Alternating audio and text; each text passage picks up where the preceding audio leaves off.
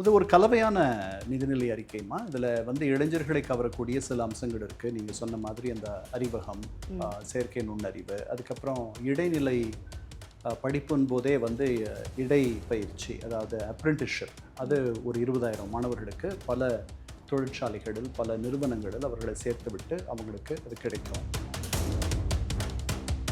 ஒரு 178 துணை மின் நிலையங்கள் அமைப்பது, 40,000 மின்மாற்றிகள், டிரான்ஸ்ஃபார்மர்ஸ், அதெல்லாம் ரொம்ப அழுத பழசு, அதெல்லாம் வந்து எடுத்துகிட்டு புதுசாக்குறது, இந்த மாதிரி இதை வந்து அடுத்த கட்டத்திற்கு இந்த மாநிலத்தை எடுத்துக்கொண்டு போவதற்கு உரிய சில திட்டங்கள் எல்லாம் இருக்குது. எதிர்க்கட்சிகள் எந்த வரலாற்று நீங்கள் பார்த்தீங்கன்னா எந்த எதிர்க்கட்சியும் இதுவரை ஒரு ஆளும் கட்சி கொண்டு வந்த நிதி வரைவு திட்டத்தை அல்லது நிதிநிலை அறிக்கையை பாராட்டினதாக சரித்திரமே.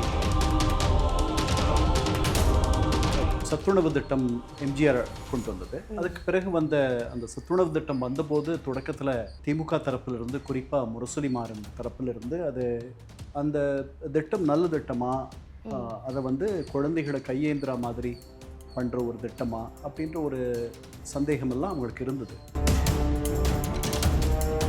தவிர புதிதாக இந்த அரசுக்கு என்ன மாதிரியான சிந்தனை இருக்குது, இது எப்படி நம்ம வாங்கியிருக்க கடனை திருப்பி தரப்போகுது, எவ்வளவு தரப்போகுது, எந்த மாதிரி சிக்கன நடவடிக்கைகளை எடுக்க போகுது, எங்கெங்கே அரசு துறைகளில் இருக்கக்கூடிய கசிவுகளை அடைக்கப் போகுது, எங்கே ஓட்டைகளை சரி செய்ய போகுது. இப்போ 1,05,000 கோடி ரூபாய் வந்து அவங்களுக்கு துண்டு விழுது. வரவு 8 செலவு 10 அப்படின்ற மாதிரி தான் நம்முடைய வரவு செலவு திட்டம் இருக்குது.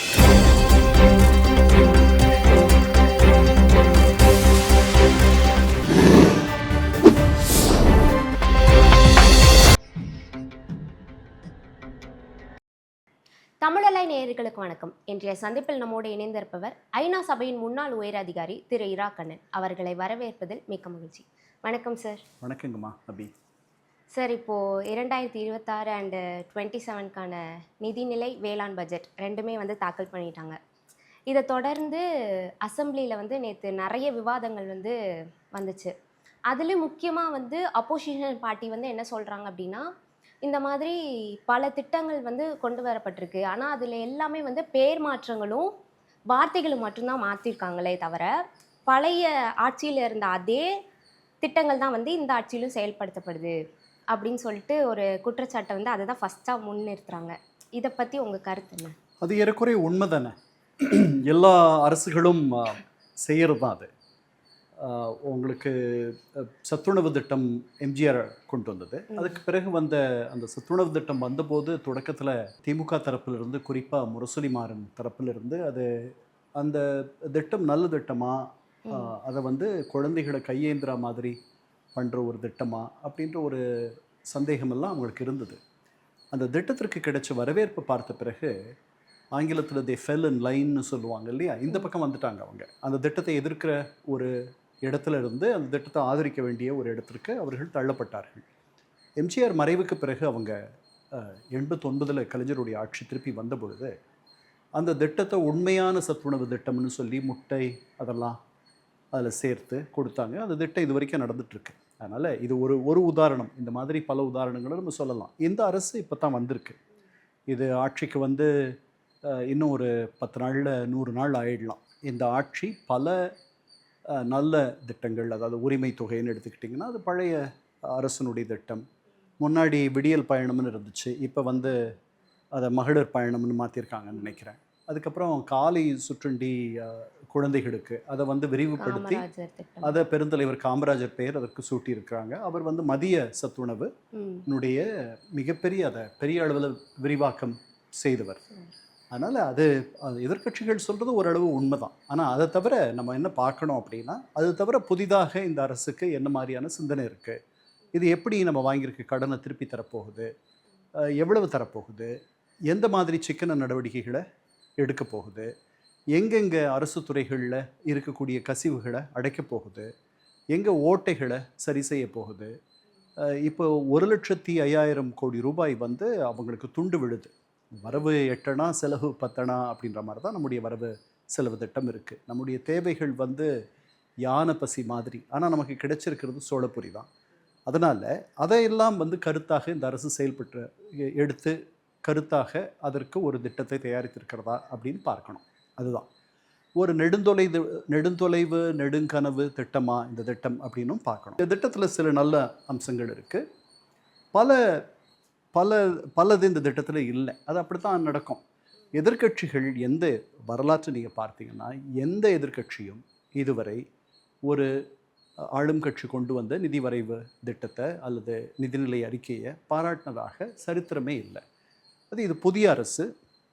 இந்த அரசில் இந்த இந்த நிதிநிலை அறிக்கை வந்து ஒரு மிகப்பெரிய பெரும் கனவு அறிக்கை அப்படின்லாம் நான் நினைக்கல. அதில் சில அம்சங்கள் நல்ல அம்சங்கள் இருக்குது. இவங்களுடைய மொத்த செயல்முறை, பெர்ஃபார்மன்ஸ், ஆட்சி, நிர்வாகத்திறன் இதெல்லாம் வந்து நாம் இவங்களுடைய ஆட்சி முடியும் காலத்தில் தான் நம்ம சரியாக இடப்பட முடியும். இது தொடக்கம். அதனால் கொஞ்சம் காத்திருக்கணும். அதே போல் நீங்கள் சொன்ன மாதிரி நிதி பற்றாக்குறைன்னு ஒன்று வந்து ஸ்டார்டிங்லேயே வந்து நிதி அமைச்சர் மரிய வில்சன் வந்து சொல்லியிருந்தாங்க. முந்தைய அரசு வந்து இவ்வளோ கடனை வந்து வச்சுட்டு தான் போயிருக்காங்க. ஆனால் இப்போ தாவேக அரசு வந்து 3 மாதத்துலேயே வந்து 21,000 கோடி வந்து கடன் வாங்கியிருக்காங்க. அது மட்டும் இல்லாமல் இப்போது பார்த்தா அந்த பட்ஜெட்டில் பார்த்தா ஒவ்வொரு அம்சங்கள் வந்து ஒவ்வொரு திட்டத்தை சொல்லும்போது திருமணமாக போகிற பெண்களுக்கு மோதிரம், பட்டு புடவை, அதுக்கப்புறம் வந்து பிறந்த குழந்தைங்களுக்கு தாய்மாமன் சீன்னு மோதிரம் அப்படிங்கிற மாதிரிலாம் சொல்லியிருக்காங்க. இதுக்கே வந்து ஒரு பட்ஜெட் வரும். ஆனால் ஏற்கனவே வாங்கின கடனும் அப்படியே இருக்குது, இப்போ திரும்பியும் வாங்கியிருக்காங்க. இப்போ இதை இம்ப்ளிமெண்ட் பண்ணுறதுக்கும் ஒரு கடன் வாங்கினா கடன் சுமை அதிகரிச்சுட்டே தான் இருக்கே தவிர அது குறையிற மாதிரி இல்லை. இந்த அரசு இப்படி பண்ணிட்டு இருந்தா அடுத்து என்ன நடக்க போகுது? இல்லை, இந்த சில திட்டங்கள் வந்து மக்களை கவர்கிற திட்டங்கள். அந்த திட்டங்களை அவர்கள் தேர்தலுக்கு முன்னாடி வாக்குறுதியை தந்தாங்க. அந்த திட்டங்கள் இந்த தமிழக மக்கள் மத்தியில் ஒரு பண்பாட்டு மரபணுவாக மாறிப்போன திட்டங்கள். மாமன் சீர், அண்ணன் சீர், இதெல்லாம். அதனால் அது ரொம்ப கவர்ச்சிகரமாக அது கிராமப்புறங்களில் இருக்க குடும்பங்களில் இன்னும் அந்த பழக்க வழக்கங்கள் மறையலை. அது ரொம்ப அதை வந்து பெரிய முக்கியமாக பார்க்குற எவ்வளவோ குடும்பங்கள் இருக்காங்க. அவங்கள கவர்வதற்கான திட்டம் அது. அதில் எனக்கு கருத்து வேறுபாடு இருக்குது. அந்த திட்டத்தை வந்து ஒரு குழந்தை பிறந்தா அதுக்கு கிட்டத்தட்ட 1 லட்சமோ என்னமோ அந்த திட்டத்திற்கு செலவாகுதுன்னு நினைக்கிறேன். அதை வந்து அந்த குழந்தையுடைய பேரில் ஒரு வைப்பு தொகையாக போட்டோம்னா அது 16-18 வயது ஆகும்பொழுது அது ஒரு சின்ன அளவில் வளர்ந்துருக்கும். அது உதவியாக இருக்கும். ஆனால் எந்த ஆட்சியாளர்களும், எந்த அரசியல்வாதிகளும், எந்த தலைவர்களும் அடுத்த தலைமுறையை பற்றி எண்ணுபவர்களாக பெரும்பாலும் இருப்பதில்லை. அவர்கள் அடுத்த தேர்தலை பற்றி மட்டுமே எண்ணுபவர்களாக இருக்கிறார்கள். இதெல்லாம் வந்து உடனடியாக பலனளிக்கக்கூடிய, அதாவது இது வந்து தென்னை பனை கிடையாது. பல ஆண்டுகள் காத்திருந்து அதுக்கப்புறம் அது தொடர்ந்து பயன் தரும். அந்த மாதிரியான திட்டங்கள் கிடையாது. இது எப்படின்னா வாழை மாதிரி போட்ட கொஞ்சம் சில மாதங்கள்லேயே வாழை வந்து கொலத்தழிடும். அதனால் அந்த மாதிரி திட்டங்கள் சிலதை இவர்கள் அறிமுகப்படுத்தியிருக்கிறார்கள். அதுதான் அண்ணன் சீர், மாமன் சீர். அந்த அண்ணன் சீர், மாமன் சீர் அதற்கு பெரிய அளவில் ஒன்றும் செலவில்லை. ஒரு 800 கோடி ரூபாயை நம்ம ஒரு திட்டத்திற்கு செலவாகுது. இருந்தாலும் இதெல்லாம் கூட வந்து வேறு மாதிரி இந்த திட்டங்களை ஒரு தொலைதூர பார்வையோட இந்த திட்டங்களை செயல்படுத்தணும்னு தான் நான் நினைக்கிறேன். மாமன் சீர், அண்ணன் சீர்னு சொல்லி இது பண்ணிட்டாங்க. தேர்தல் வாக்குறுதியில் முக்கியமான இதாக வந்து மகளிருக்கு உதவி தொகைன்னு 2500 ரூபாய் கொடுப்போம், அதுக்கப்புறம் இலவச சிலிண்டர்கள்னு சொல்லியிருந்தாங்க. அதை எதுவுமே வந்து பட்ஜெட்டில் சொல்லவே இல்லை. அதுக்கான நிதி ஒதுக்கிடல. ஸோ இதெல்லாம் வந்து ஒரு குற்றச்சாட்டாக இது பண்ணு. தேர்தல் வாக்குறுதின்னு கொடுத்தீங்க, அதை தாண்டி அடுத்த தேர்தலுக்காக நீங்கள் வந்து அதை குறி வச்சு தான் இப்போ அண்ணன் சீர், மாமன் சீர்னு கொடுத்துருக்கீங்க. முக்கியமான வாக்குறுதிகள்லாம் எங்கே போச்சு? இல்லை, அதெல்லாம் செய்ய முடியாத நிலையில் தான் தாவேக அரசு இருக்குது. அது எப்போ அவங்க பண்ணுவாங்கன்னு தெரியாது. அது வேகத்தில், தேர்தல் வேகத்தில், அந்த தேர்தல் ஜுரத்தில் கொடுத்த வாக்குறுதிகள். அதெல்லாம் நாம் ஒரு ரொம்ப ஒரு கையறு நிலையில் இருக்கும்போது ஒருத்தர் நமக்கு கடன் உதவி பண்ணுறாருன்னா இந்த பணத்தை நம்ம திருப்பி வேகமாக தந்துடுவோம், சொன்னபடி நடந்துக்குவோம், நீங்கள் கவலையே படாதீங்க, எனக்கு இந்த பேருதவியை பண்ணுங்க அப்படின்லாம் சொல்லுவோம். நம்முடைய அணுகுமுறையே வேறு மாதிரி இருக்கும். அந்த கடன் தருபவர்கிட்ட வந்து நம்ம பேசுகிற விதம். கடன் தந்து நாம் ஒரு மாதிரி நிலை பெற்று விட்டோம் அப்படின்னு ஆயிடுச்சுன்னா அந்த கடனை சொன்னபடி நம்ம நடந்துக்கிறதெல்லாம் பல பேர் நடந்துக்கிறது இல்லை. அதனால் அந்த நிலையில் தான் இன்றைக்கி தாவேக அரசு இருக்குது. அது ஏன் அப்படி இருக்குது அப்படின்னா, அது வேணும்னு அப்படி இல்லை. அதால் அந்த வாக்குறுதிகளை செய்யக்கூடிய நிலையில் நம்முடைய நிதிநிலை இல்லை. அது அவங்களுக்கு தெரியாதா அப்படின்னா, ஒருவேளை பாதி உண்மையிலேயே தெரியாத இருந்திருக்கலாம், பாதி வந்து அவர்கள் அனுபவமற்றவர்கள் அப்படின்ற காரணம் இருக்கலாம், இன்னொரு பாதி நான் அப்படி நினைக்க விரும்பலை. நாம் இது ஆட்சிக்கு வந்தால் தான் இதெல்லாம் வந்து சிக்கலாகும் அப்படின்ற ஒரு எண்ணம் வந்திருக்கலாம். ஏன்னா எத்தனை பேருக்கு அவங்க ஆட்சிக்கு வருவாங்கன்ட்டு தாவேக்கால நினச்சாங்கன்றது எனக்கு தெரியாது. யாருக்கும் அது தெரியாது.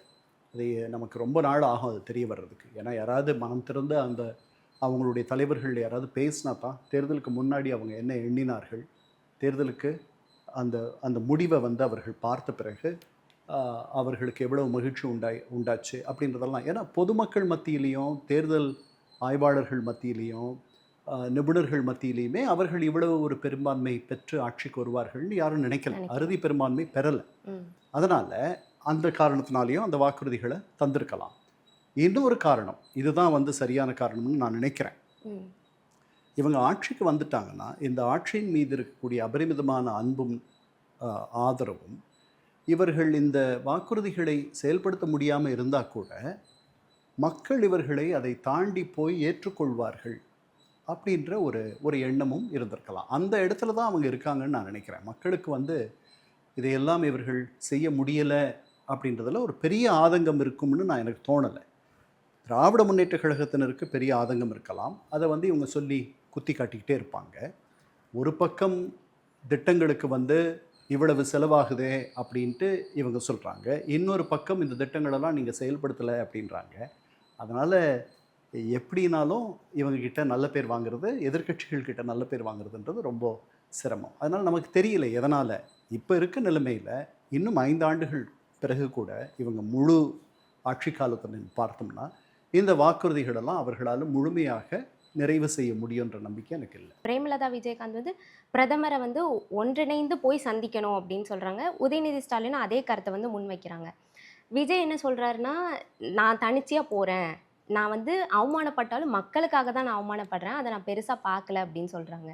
ஏன் இவங்க எல்லாரும் வந்து கூட்டணியாக இணைஞ்சு நம்ம போய் பேசலாம் அப்படிங்கிற ஒரு தாட்டில் இருக்கும்போது தாவேக்கா அரசு மட்டும் ஏன் தனிச்சையாக போய் பேசணும் அப்படிங்கிற ஒரு நிலைப்பாட்டில் இருக்காங்க? இல்லை, இதெல்லாம் முன்னாடி நீங்கள் பார்த்தீங்கன்னா ஒருமுகமாக செயல்பட்ட காலமெல்லாம் இருந்துச்சு. அதுக்கப்புறம் அது இல்லாத போயிடுச்சு. ஜெயலலிதா அம்மையார், கலைஞர் கருணாநிதி ஆட்சி காலத்துலலாம் வந்து 2 பேரும் கீரியும் பாம்பும் மாதிரி, நாயும் பூனையும் மாதிரி அவர்கள் வந்து ரொம்ப கடினமான நிலைகளை எடுத்தார்கள். அனைத்து கட்சி கூட்டத்தில் வந்து திமுக கூட்டுச்சுன்னா அதிமுக அதை புறக்கணிக்கும், அதிமுக கூட்டினா திமுக அதை புறக்கணிக்கும். இது எம்ஜிஆர் காலத்திலே தொடங்கிடுச்சு. அதனால் இது வந்து புதுசு இல்லை. நான் நினைக்கிறேன் நம்முடைய முதல்வர் நினைக்கிறாரு தான் தனியாக போய் தன்னுடைய, அதாவது சாம் ஒஃபென்சிவ் அப்படின்னு ஆங்கிலத்தில் சொல்லுவாங்க இல்லையா, தன்னுடைய இந்த வசீகரத்தை, அப்புறம் அது வந்து ஒரு தோழமை கட்சி ஆளுகிற ஒரு மாநிலம் காங்கிரஸ், அதுக்கப்புறம் அந்த ஒரு நல்லெண்ணம், ஒரு குட்வில், அது டிகே சிவகுமார்கிட்ட தன் மீது இருக்கும் அப்படின்ற மாதிரி அவர் யோசித்திருந்திருக்கலாம். பொதுவாக இந்த மாதிரி 2 மாநிலங்கள் அல்லது 2 நாடுகள் மத்தியில் இல்லை பல நாடுகள் மத்தியில் இந்த மாதிரி ஒன்று நடக்குது அப்படின்னா என்ன பண்ணுவாங்கன்னா, நாங்கள்லாம் என்ன பண்ணுவோம்னா, we will prepare the groundwork. அதாவது அதற்கு முன்னாடி அதற்கான அடித்தளத்தை அமைப்பதற்கான ஏற்பாடுகளை செய்வோம். எப்படின்னா, முதல்லையே ஒரு என்ன சொல்கிறது, ஒரு சோதனை மாதிரி ஒரு ஃபீலர்ஸ் அங்கே யாரையாவது அனுப்பி அவர்கள் இந்த மாதிரி ஒரு முன்னெடுப்பை நாங்கள் எடுத்தோம்னா, நாங்கள் உங்களை வந்து பார்க்க வந்தோம்னா, நீங்கள் என்ன மாதிரி எங்களை நடத்துவீங்க, என்ன மாதிரி எங்களுக்கு பதில் சொல்லுவீங்க, எங்களுக்கு சாதகமாக கொஞ்சமாவது ஏதாவது நடந்துக்குவீங்களா, இந்த மாதிரிலாம் அங்கேருந்து பதில் வரும். இது வந்து 2 பேரையும் தெரிந்த சில பேர் மூலமாக இது வழக்கமாக நடக்கும். அப்போ அங்கே போய் அவங்க டிகே சிவகுமார் வட்டாரத்தில் கேட்கும்பொழுது அவர் சொல்லுவார், வராதிங்க, எனக்கு ரொம்ப தர்ம சங்கடம் ஆகிடும், நான் உங்களுக்கு கொஞ்சம் தண்ணி கொடுத்தா கூட இங்கே வந்து நான் அரசியல் பண்ண முடியாது, அதனால் நீங்கள் வந்து உங்களுக்கும் ஒரு பிம்பச்சிதைவு வந்துடும், ஒரு இமேஜில் ஒரு கீழிறக்கம் வந்துடும், அதனால் வேண்டாம், எனக்கும் ஒரு தர்ம சங்கடம் வந்துடும். ஆனால் அதுக்கப்புறம் இது ஒரு பதில். இன்னொரு பதில் வந்து, வாங்க, என்னால் முழுமையாக நீங்கள் கேட்குறது தர முடியாது, கொஞ்சம் நான் தரேன், அப்போ வந்து அது வின் வின், 2 பேருக்கும் வெற்றி, நீங்களே வெற்றி கழகம், அதனால் வாங்க அப்படின்னு சொன்னால், அதுக்கப்புறம் வந்து நம்முடைய முதலமைச்சர் தரப்பில் இருந்து ஒரு அறிக்கை வரணும், நான் இத்தனாம் தேதி என்னுடைய கர்நாடக இணையை பார்க்க போகிறேன் அப்படின்னு சொன்னால் அப்படித்தான் நடக்கும். கொஞ்சம் இவங்க வந்து அவசரமாக இந்த செய்தி வெளியில் கசிஞ்சிருச்சுன்ட்டு எனக்கு தோணுது. இந்த மாதிரியான பூர்வாங்க, ஏன்னா இவர்கள் 2 பேருக்கும் இடையில் தூது போகிறதுக்கு நிறைய பேர் இருக்காங்க. ஏன்னா காங்கிரஸில் இவங்க காங்கிரஸ் இன்னைக்கு தோழமை கட்சி. ராகுல் காந்தி மூலமாக கூட இது நடந்திருக்கலாம். ராகுல் காந்தியை இந்த அரசு, இந்த முதல்வர் அணுகி இருக்கலாம். அவர் வந்து டிகே சிவகுமாருக்கு அறிவுறுத்தி இருக்கலாம், அவர் வரட்டும், நீங்கள் பாருங்கள், கொஞ்சமாவது அவருக்கு உதவி பண்ணுங்க, இது முதல் முறையாக அவர் வராரு, அவருக்கு உதவி பண்ணி அவருடைய பிம்பத்தை ஏற்றுங்க, உங்களுக்கு எந்த பாதகமும் இல்லாத அதை பண்ணுங்க அப்படின்னு சொல்லலாம். இப்போ கபினியில் தண்ணி திறந்து விடுற அளவுக்கு தண்ணி வந்துச்சு, மழை பெஞ்சது. அதுக்கப்புறம் வர சொல்லியிருக்கலாமே, போய் ஒரு முன்னாடி உங்களை நாங்கள் இதெல்லாமே வந்து கொஞ்சம் நிதானத்தோடு ஒரு ஆழமான சிந்தனையோடு இந்த அரசு வந்து நடந்துக்கிற மாதிரி தெரியல. இப்போ வந்து கபினியில் வந்து தண்ணீர் திறந்து விடப்பட்டிருக்கு அப்படிங்கிற மாதிரி இருக்குது. ஆனால் சௌமியா அன்புமணி என்ன சொல்கிறாங்கன்னா, உபரி நீரை தான் வந்து திறந்து விட்டுருக்காங்களே தவிர நம்மளுக்கான நீரை வந்து திறந்து விடல. அதனால் வந்து மேகதாட்டு அணை வந்து அங்கே கட்டவே கூடாது, அதுக்கான ஆணையை வந்து ஏன் இன்னுமே பிறப்பிக்காமல் இருக்கீங்க அப்படிங்கிற மாதிரி ஒரு கேள்வியும் வந்து நேற்று அசெம்பிளியில் வந்து அவங்க வச்சாங்க. நமக்கு தேவைங்கிறது வந்து மேகதாட்டு அணை வேணாம், அதை வந்து உறுதியாக சொல்ல மாட்டேங்கிறீங்க அப்படின்னு சொல்கிறாங்க. இல்லை, மேகதாட்டு அணை வேணாம்ன்றதை நம்ம தரப்புலேருந்து எல்லாரும் சொல்லியிருக்கோம். இதுக்கு முன்னாடி இருந்த அரசு சொல்லியிருக்கு, இந்த அரசு சொல்லியிருக்கு. அதுக்கப்புறம் அது தொடர்பாக வந்து பலமுறை இந்த அரசு கூட வந்து இவரே, நம்ம முதல்வரே முதல் நாளே சொல்லிட்டார் இல்லையா, நம்முடைய உரிமைகளை எந்த காரணத்தை கொண்டு நான் விட்டு தர மாட்டேன் அப்படின்னு சொல்லிட்டார். அது வந்து இப்போ பழைய அரசு வந்து உச்சநீதிமன்றத்துக்கு போச்சு. அவங்க என்ன சொல்லிட்டாங்க, நீங்கள் ரொம்ப சீக்கிரம் இங்கே வந்துட்டீங்க, உங்களுக்கு காஸ் ஆஃப் ஆக்ஷன் இன்னும் வரலை, அதாவது உங்களுக்கு இன்னும் ஒரு ஊர் நடக்கலை. அந்த பக்கம் இருந்து சொல்கிறாங்க, இதை மாதிரி நாங்கள் கட்ட போகிறோம், வைக்க போகிறோம்னு சொல்கிறாங்க. அவங்க கட்ட தொடங்கும் பொழுதோ அல்லது அதற்கான திட்டவட்டமான செயல்களில் ஈடுபடும் பொழுதோ தான் நீங்கள் வந்து எங்களை அணுகணும் அப்படின்னு சொல்லி உச்சநீதிமன்றத்தில் அந்த மனுவை தள்ளிட்டாங்க. இதுதான் நடந்துச்சு. அதனால் இன்னும் அவர்கள் அச்சுறுத்தி கொண்டிருக்கிறார்களே ஒழிய மேகதாட்டு தொடர்பாக இன்னும் அவர்கள் எந்த கான்க்ரீட், அதாவது இதை வந்து ரெண்டு வித அர்த்தத்தில் சொல்கிறோம், உண்மையான கான்க்ரீட், அப்புறம் திட்டவட்டமாக உறுதியான நடவடிக்கைகளை நோக்கி அவர்கள் நகரவில்லை. அப்படி நகரும் பொழுது நம்ம அங்கே போயிட்டு எங்களுக்கு பாதிப்பு ஏற்படும்னு சொல்லலாம். 1970களிலிருந்து நம்ம வந்து இந்த பேச்சுவார்த்தைகளை இவர்களோடு நடத்திட்டு இருக்கோம். 1990 25 தடவை நம்ம இவர்களோட பேச்சுவார்த்தை நடத்தின பிறகு அதில் எந்த பயனும் வரலன்றதுனால நம்ம என்ன பண்ணோம், உச்சநீதிமன்றம் போனோம். அதுக்கப்புறம் தான் காவிரி நதிநீர் ஆணையம், டிஸ்பியூட் ட்ரைபியூனல்ஸ், காவிரி நதிநீர் மேலாண்மை ஆணையம், இதெல்லாம் நீர் ஆணையம், தீர்வாணையம், இது வந்து நமக்கு கிடைச்சது. அதுக்கப்புறம் வேறு 2 அமைப்புகள் காவிரி நீர் பங்கீடை பற்றி நமக்கு தீர்வு சொன்னாங்க. 2018 உச்சநீதிமன்றம் சொல்லிச்சு, அது கூட இவங்க தர்றதில்லைன்றது தான் இப்போ பிரச்சனை. அதனால் மேகதாட்டு அணை என்பது ஒன்று, அது வந்துச்சுன்னா இன்னும் நமக்கு நீர்வரத்து குறைஞ்சிரோன்ட்டு நம்ம அஞ்சுறோம். ஏற்கனவே 4 அணை கட்டியிருக்காங்க அவங்க, கபினி, ஹேமாவதி, இன்னும் 2 அணைகள் கட்டியிருக்காங்க. இது 5வது அணையாக மாறிடும். அதனால் இது வந்து 2 தரப்பில் இருந்தும் ஒரு பெரிய மனதோடும் விட்டு கொடுக்கும் மனப்பான்மையோடும் உட்கார்ந்து இதற்கு ஒரு நிரந்தர தீர்வை நாம் எட்டணும். அது எப்போ எட்டுவோம்னு நமக்கு தெரியல. இப்போ இன்னொரு பக்கம் என்னென்னா, காவேரி, வைகை, குண்டாறு இந்த 3த்தையும் இணைக்க வந்து நிதி ஒதுக்கப்பட்டிருக்கு பட்ஜெட்டில். இது வந்து வெறும் அறிவிப்பாக இல்லாமல் செயல்படுத்தப்பட்டால் இன்னும் நிதி சுமை வந்து அதிகமாகுமா, இல்லை செயல்படுத்துறதுனால நல்லது நடக்குமா? அது இந்த நதிநீர் இணைப்பை பற்றி 2 விதமான கருத்து இருக்குது. சுற்றுச்சூழல் ஆய்வாளர்கள் வந்து அது பெரிய அளவில் சுற்றுச்சூழலுக்கு நல்லதில்லை, இயற்கைக்கு விரோதமானது அப்படின்லாம் சொல்கிறாங்க. அதனால் அது தொடர்பாக எனக்கு சரியாக தெரியல அது நல்லதா கெட்டதான்ட்டு. இன்னொரு பக்கம் இந்த மாதிரி நதிநீர் இணைப்பு வந்து எல்லாருக்கும் இந்த இருக்கக்கூடிய நீர் குறைவாக இருக்கிறத வந்து இந்த பிரச்சனையை தீர்ப்பதற்கு உதவும் அப்படின்னு சொல்கிறாங்க. இந்த முறை அவங்க 100 கோடியை நம்ம தான் ஒதுக்கியிருக்காங்க அதுக்கு, இல்லையா? அதுக்கு மொத்தம் எவ்வளவு செலவாகும்னு எனக்கு தெரியல. நம்முடைய நிதிநிலை அறிக்கையினுடைய மொத்த அளவு நீங்கள் பார்த்தீங்கன்னா 4,55,000 கோடி நம்முடைய நிதிநிலை அறிக்கையினுடைய அளவு. நமக்கு இருக்கிறது வந்து 3 லட்சம் கோடி. 1,05,000 கோடி நாம் கடன் வாங்கி துண்டு விழுது, கடன் வாங்கி அதை நடத்துகிறோம். அதனால் இதை முதல்ல இணைக்கணுமா, அது சுற்றுச்சூழல் பார்வையில் அது சரியானதா அப்படின்னு பார்க்கணும். ரெண்டாவது, அப்படி பண்ணுறோம் அப்படின்னா அதுக்கு மொத்த செலவை விடுவோம். 100 கோடின்றது ரொம்ப குறைவாக எனக்கு தெரியுது. 100 கோடியிலலாம் பண்ண முடியாது. அதற்கு பல அதை விட பெரிய ஒரு தொகை தேவைப்படும்னு நினைக்கிறேன். இந்த 100 கோடி என்பது இந்த ஆண்டு ஒதுக்கியிருக்காங்கன்னு தோணுது எனக்கு. அது இந்த ஆண்டுக்கு மட்டும். அப்போ வருஷம் வருஷம் ஒரு தொகையை ஒதுக்குவாங்க. அது எவ்வளவு நாள் திட்டம், அது எவ்வளவு நாளில் அந்த இணைப்பு நடக்கும், அதனுடைய மொத்த செலவு எவ்வளவு, இதெல்லாம் போய் பார்க்கணும். இப்போ ஒரு பக்கம் இந்த மாதிரி காவேரி மேகதாட்டு அணை கட்டக்கூடாது அப்படிங்கிற மாதிரி ஒரு விவாதம் நடந்துட்டுருக்கு. இதில் இன்னொரு விஷயம் என்ன சொல்கிறாங்கன்னா, நிதி ஒதுக்கப்பட்டிருக்கு. அதுவும் வந்து தென் மாவட்டங்கள் வட மாவட்டங்களை தாண்டி சென்னையில் வந்து நிறைய விஷயத்தை இம்ப்ளிமெண்ட் பண்ண தான் வந்து நிதி ஒதுக்கப்பட்டிருக்கு. அதுவும் வந்து எப்படி பார்த்தா ஏஐ வளாகம், அதுக்கப்புறம் ஆக்ஸ்ஃபோர்ட் பல்கலைக்கழகம், அந்த மாதிரியான திட்டங்களுக்கு நிதி ஒதுக்கப்பட்டிருக்கு. ஏன் வந்து டெல்டா சைடு அப்படியே விட்டுட்டாங்க அப்படின்னு சொல்லி கேட்குறாங்க. விவசாயிகள்லாம் நாங்களும் கஷ்டத்தில் இருக்கோம், வேளாண் சைடு நீங்கள் ஏன் வரல இன்னும் அப்படிங்கிற மாதிரிலாம் ஒரு குற்றச்சாட்டு வந்து பேசிகிட்டே இருக்காங்க. இல்லை, இது நல்ல கேள்வி. எல்லாரையும் வந்து நிறைவு செய்வது என்பது ரொம்ப சிரமம். தூத்துக்குடி திருநெல்வேலியில் 2 நிதி முதலீடு தளங்கள், முதலீடு மையங்களை அமைக்கிறாங்க. ஒரு பரவலான ஒரு போக்கு தான் இருக்குது. செயற்கை நுண்ணறிவு தளம் அல்லது அறிவகம்னு அதுக்கு பேர் நினைக்கிறேன். அந்த அறிவகம் வந்து இந்தியாவிலேயே முதல் முறையாக அமைக்கப்பட போகுது. அதுக்கு இப்போ முதல்ல நிறைய தண்ணி தேவைப்படும். அப்புறம் வந்து நிறைய கட்டமைப்பு வேணும், இன்ஃப்ராஸ்ட்ரக்சர், லாஜிஸ்டிக்ஸ், அதாவது ஏற்பாட்டியல். இங்கேருந்து ஒரு பொருளை கொண்டு போய் வேகமாக சேர்க்கணும், மின்சாரம் தேவைப்படும். இதெல்லாம் வந்து தமிழ்நாட்டில் வேறு எங்கே காட்டிலும் ஒரு ஒரு நிலையான ஒரு உறுதியான ஒரு இடத்துல எங்கே இருக்கும் அப்படின்னா சென்னையில் தான் இருக்கும். அதனால் அதை இங்கே தான் வைக்கிறாங்க. அது அவங்களுக்கு இப்போ வெளியிலேருந்து வரவங்க விமான நிலையத்தில் இங்கே இறங்கி உடனே அவர்கள் போகணும். இப்போ நீங்கள் வந்து கொண்டு போய் அதை ராமநாதபுரத்தில் வச்சிங்க அப்படின்னா இங்கே வந்து இறங்கி திருப்பி ராமநாதபுரத்துக்கு அவர்கள் திருப்பி பயணம் பண்ணணும்.